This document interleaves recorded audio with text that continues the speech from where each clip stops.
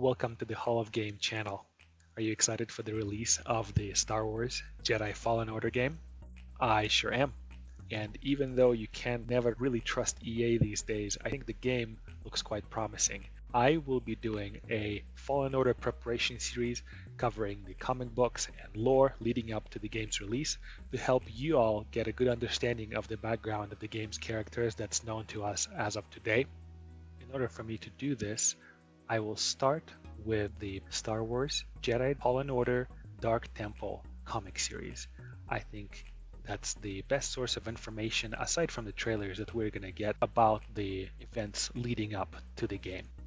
If you enjoyed this video, don't forget to like, subscribe, and share. We are a small channel and anything you can do really does help. First, a disclaimer and a bit of a background on the whole series. All of the names in this series are brand new, never said out loud anywhere, so I'll do my best to pronounce them in the way I think they sound good, but don't get mad if the game will have them pronounced differently. Most of the action of the Star Wars Jedi Fallen Order Dark Temple comic miniseries is happening on the planet Ontitho, and it also does not appear to be mentioned anywhere in the Star Wars lore prior to this series. And it's also confirmed by the Star Wars wiki, and it got both forests and rock formations.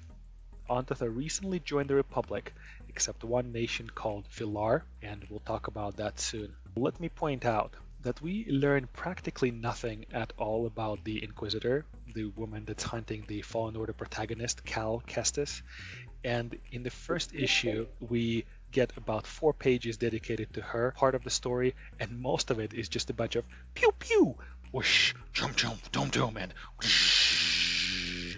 And so we get basically nothing from her other than her title and the activation of a lightsaber.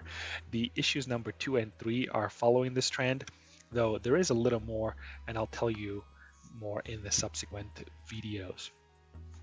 Each of the first 3 issues, and I'm fairly certain the other 2 will follow that pattern, have the first few pages dedicated to the Inquisitor, and the rest of the story is focused on the Jedi Master Eno Cardona, older man in his 60s perhaps, and his young Padawan Cere Hunda. And since her name is spelled as Cere and can be basically pronounced as anything from Cere to Seer to Ser to Kiri, etc., I'll stick with Cere unless the game tells me otherwise. Correct me if I'm wrong in the comments below.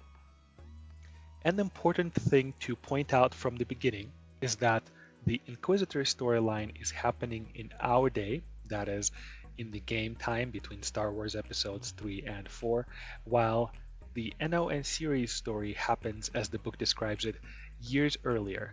I originally thought that it may be 3 to 5 year difference, but then it dawned on me that Cere, who is a young woman in the comics, is likely, or potentially at least, the same older lady from the trailer.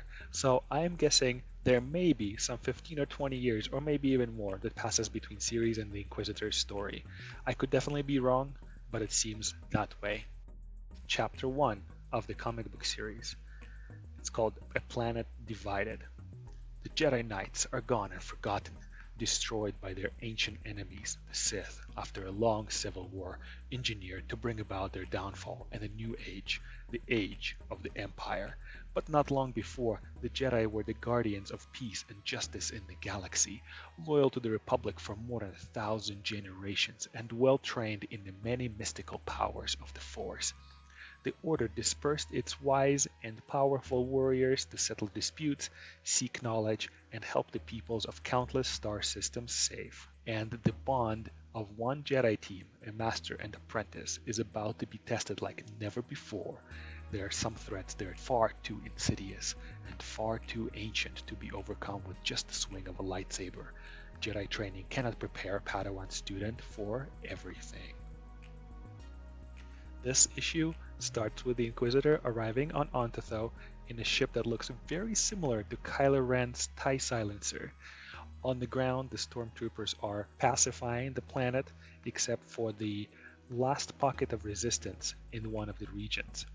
As of this moment, we don't know what that place or region is yet, and it might be worth pointing out that this is not the only Inquisitor in the Empire, as the Star Wars Jedi Fallen Order trailer from September the 26th revealed there's a whole Inquisitores division that's on the hunt to destroy the remnants of the Jedi Order. So here in the story, the Inquisitor asserts her position, finds out that there have been rumors of a lightsaber wielder in the Resistance group, and, well, the rest of this part of the comic is basically the Inquisitor activating her lightsaber while the stormtroopers are shooting.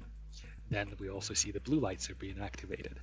Next, we are given a short introduction to Ciri and Eno on the planet Namil, a forest or jungle planet also first introduced in this comic series. Ciri and Eno are trying to resolve the conflict between an aggressive Trandoshan tribe and some Dupai monks. Dupai are supposedly a rare race to encounter, but aside from their picture, we don't know anything about them. The point here is to show the Ciri is not very good at negotiating and controlling herself. She jumps into action and often causes trouble. She ends up getting in a fight with the Trandoshans and didn't realize that both parties were actually at fault. That caused the Jedi Council later to chastise her somewhat for rash behavior.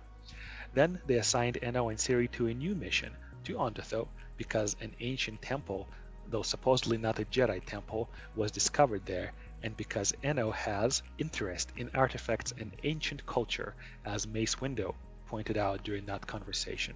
As soon as they get off the ship on Ondotho, they meet Delanto Da, who is the founder of the Da Corporation that's working with the Republic, who explained to them the background story about the planet that I already mentioned and sent them to meet the Filari ambassador. A side note here, Delanto was drawn with very feminine features in the first issue, and I originally thought he was a woman. I actually only realized that it was a man after somebody referred to him as him sometime in the second issue. On the way to Filar, their armored vehicle was attacked, and Ciri rushed to investigate who did it without waiting on her master. When Eno caught up, they found out that the presence of the Force on the planet was so overwhelming it was blocking their Force senses. Eno found a trail, and Ciri ran along it without waiting for him. She discovered a dead body, though we don't know whom or to which faction it belonged to, and when she got back to her master, an explosion hit. Eno died. The issue ends with us seeing that as soon as Ciri came to her senses and tried to reach for her master, she was knocked unconscious by a hit on the head, with an unseen person saying, "I hope you were right about her." That's the end of the issue. My conclusion here is I would give this issue a 4 out of 5.